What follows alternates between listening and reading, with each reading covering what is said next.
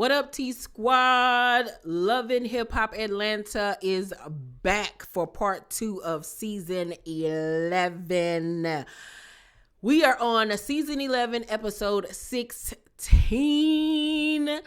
And, we got to start off with our girl, Ciara. Ciara is back, and we got new confessional looks, too, that I got to go over and do a video on. But whatever. Let's get into Ciara's first confessional from the second half of season 11. So, we catch up with her, and she says, "My life has been in shambles. My businesses have been all over the place. My grandmother is in hospice. I'm still fighting this divorce with Eric. And then on top of that, some of my best friends haven't been there to help lift myself up. I can't find any peace."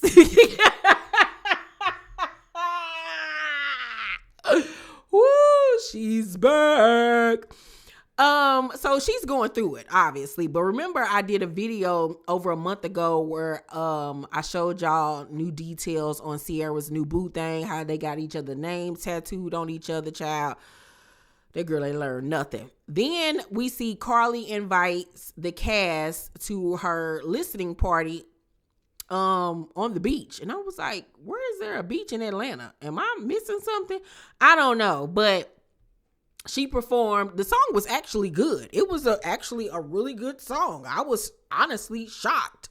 So Zell was there. Santana was there. Santana has joined the show this season. Rashida and Kirk were there. Amy, Jessica. Who else was there? I can't remember who else was there. But yeah, they were all there. So Karlie introduces us to her new boo thing, child. His name is Kai. And he owns this business called 1501 or something like that. He got a coin, but that man looked like he drank Coke 45. In the old English bottles with a paper bag on top of it, like, he looked like Shaft. Like, I was like, where she get this dog face man from? I guess, child, Karlie don't discriminate. If he got a coin, you gonna get this. It's okay. Her and Mia from Real Housewives of Potomac are the same person. They need to be good Judys. I don't know. I couldn't do it. Like, he looked like his name Grady. His name, he don't even look like a Kai. That man looked like his name is Eugene or Elroy. Like, But they together, child. So Bambi lets us know that her divorce from Scrap is final. And Zell says to her, I saw Scrappy and Diamond at the BET Awards together. And Amy was like, that really bothered me. And so Zell was like, it didn't bother me. But, Bambi is a supermodel. So see him with a scrub like a ragamuffin talking about Diamond. And Bambi in her confession was like, seeing them on the red carpet was actually laughable to me because the BET Awards was the next day after our divorce was finalized. Here's the same woman he said he was not cheating with, and then y'all pop out on the red carpet looking like 05 trash. I mean, it was the truth because they looked a mess. They looked a mess. Diamond wig was rough and tough with her afro puffs, and the outfit was cheap looking. Looked like it was going to fall apart if you blow your breath on it. And she looked like she smelled like Massengill. It just didn't look right. I was like, So I wouldn't have been mad neither because I would have been like, this what you was cheating on me with? Oh, girl. Ew, gross. No, we don't need to be with each other, okay? So Karlie asks about Ciara. Because she was like, where's Ciara? And Bambi says that she hasn't talked to her, and it's because social media was attacking her about the whole Safari situation. And Sierra expected Bambi to stick up for her, but she said she didn't have the time nor the energy at that point because she was going through her divorce. I think that that's BS. I think that she didn't say anything because she probably felt stuck in the middle between her and Erica because, Sierra and Erica aren't friends anymore over the whole colorism situation. And I honestly believe because of this situation too.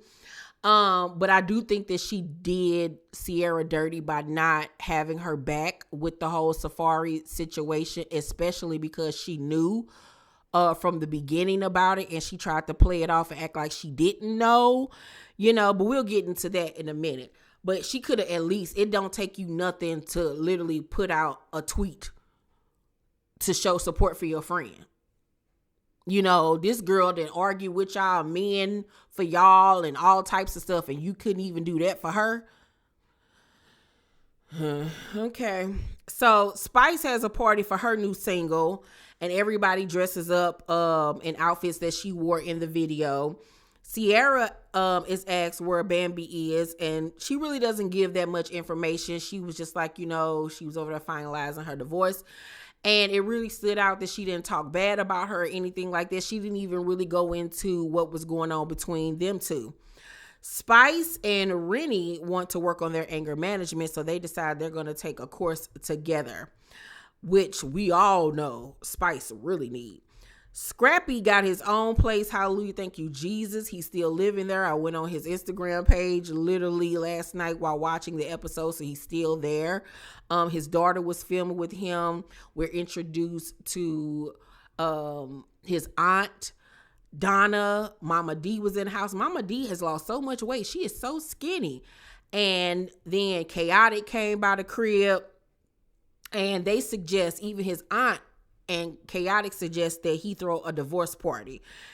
And I think in the end, he was like, yeah, I'm going to do that, because he did end up having a divorce party, and then Bambi ended up having her a divorce party. So I guess we're going to see both of their divorce parties on this season, which is just so petty. So the ladies come together for an exercise class, and Sierra in her confessional was like, my relationship with Karlie has definitely had its ups and downs. After we went to the Bahamas, I really said that I would try to be Karlie's friend. I do miss just having fun with Karlie, because Karlie is a bunch of fun. She always on a bunch of bullish. She just a vibe.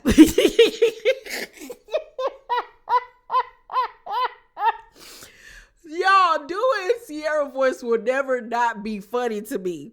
So then in the scene, she's talking to, who was she talking to? Oh, she was talking to Karlie. So Sierra says, so you got a new boyfriend? Oh, let me do a Keisha's theater right now, okay? I'm going to act this whole scene out between Sierra and Karlie. So Sierra kicks it off. So you got a new boyfriend? Okay. Yeah, he's the president of 1501, but he's also like, oh, that's the people Erica with.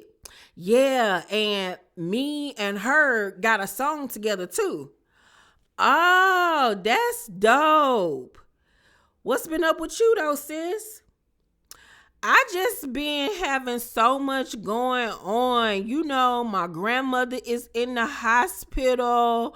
My mom was in the streets, and my grandmother raised me. My grandmother told me everything I know about cooking. So I'm just an emotional wreck right now. But I'm going to be okay. It's just like with all the stuff I have going on, I don't feel like I've been getting the support from my friends. You mean Bambi?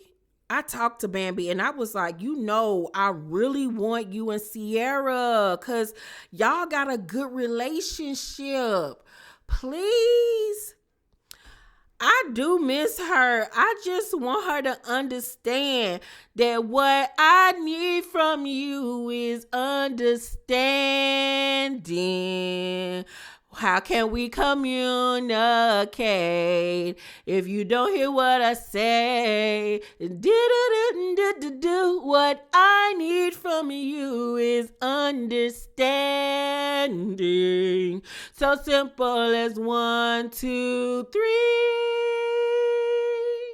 Understanding is what we need. You don't even know me. You just want to do what you want to do.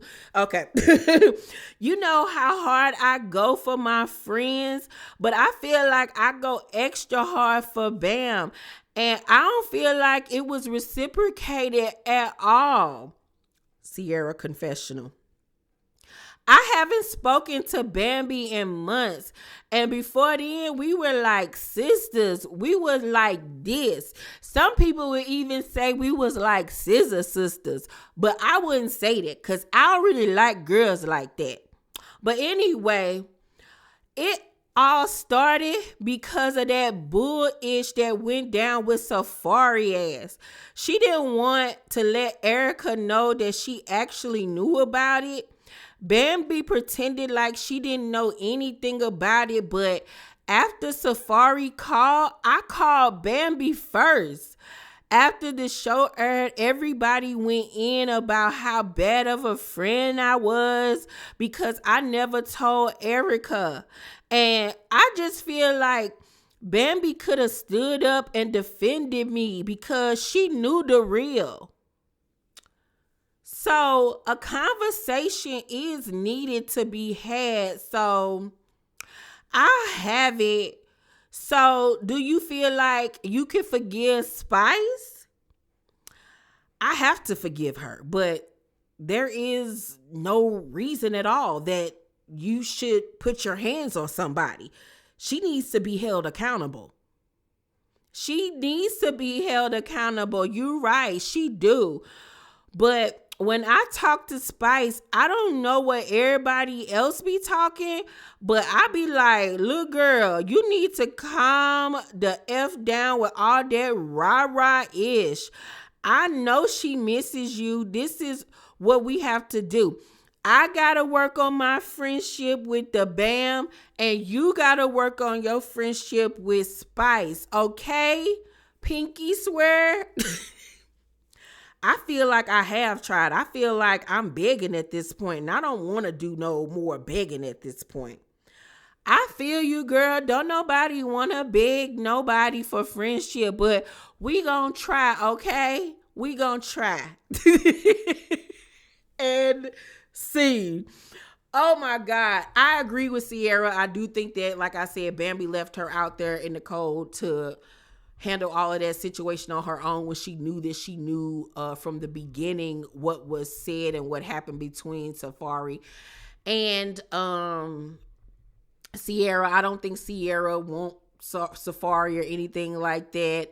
I just really wish that Bambi would have had her back and explained the situation even more to Erica and to the viewers. You know what I'm saying? Because it did look kind of like, why you wait a month to tell your best friend? And yeah, it just was messy. It really honestly was.